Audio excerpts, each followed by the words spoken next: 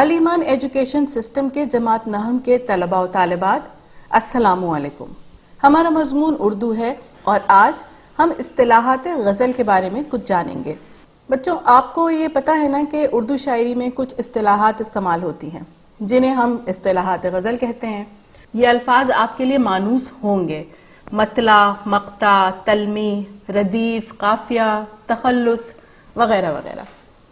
اب یہ اکثر بچے اور بڑے بھی بعض مرتبہ اس میں تھوڑا الجھن کا شکار ہو جاتے ہیں کہ ان مطلع، مقطع، تلمیح یہ کیا چیزیں ہیں، اور جنہیں شاعری سے کوئی خاص شغف نہیں ہوتا وہ تو بالکل ان اصطلاحات کو نہیں جانتے ہیں، اور بہت ممکن ہے آپ کے لیے بھی یہ چیزیں نئی ہوں، یہ اصطلاحات نئی ہوں۔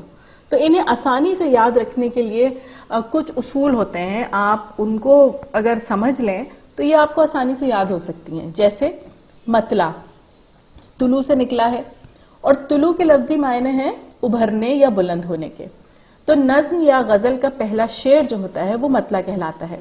یہ ہم بآسانی یاد رکھ سکتے ہیں۔ اب مثال کے طور پر، وہ حمزہ ناز تھا اہل عرب کو جس کی طاقت پر، فدا ہونے چلا تھا اب بھتیجے کی صداقت پر۔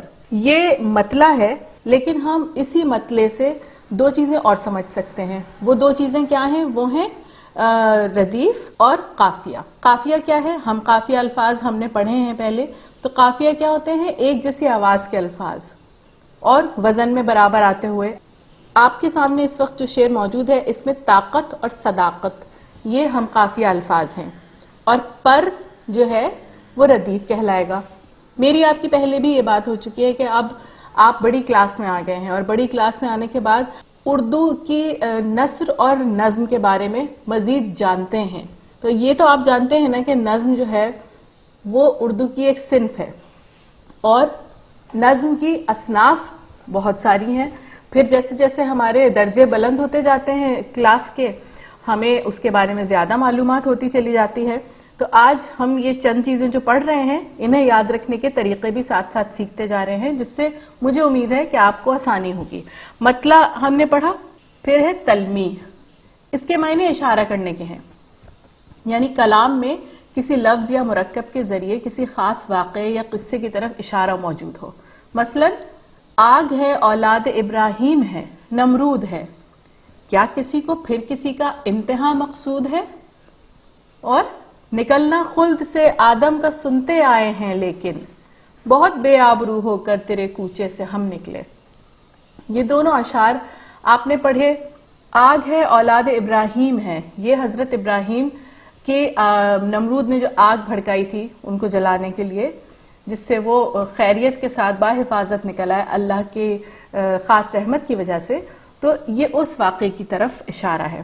اور نکلنا خلد سے آدم کا سنتے آئے ہیں، لیکن حضرت آدم کو اللہ تعالیٰ نے جو زمین پر بھیجا تھا جنت سے، یہاں اس واقعے کو ذہن میں رکھ کے یہ پہلا مصرع غالب نے کہا۔ پھر ہمارے پاس آ جاتا ہے مقطع۔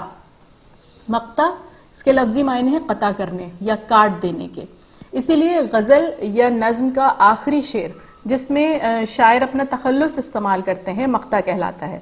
مثلا درد کچھ معلوم ہے یہ لوگ سب، کس طرف سے آئے تھے کدھر چلے۔ درد اس میں خواجہ میر درد کا تخلص ہے۔ اچھا، مقطع پہچاننے کا ایک طریقہ یہ بھی ہو سکتا ہے کہ آپ دیکھیے آخری شعر میں تخلص استعمال کیا ہے شاعر نے، تو وہ مقطع کہلائے گا۔ پھر ابھی میں نے آپ سے بات کی تھی نا ردیف کی، اس کے لغوی معنی گھڑ سوار کے پیچھے بیٹھنے والا ہے، لیکن شعری اصطلاح میں وہ لفظ یا الفاظ جو قافیے کے بعد تکرار کے ساتھ آئیں، ایک جیسے ہوں اور تبدیل نہ ہوں، وہ ردیف کہلائیں گے۔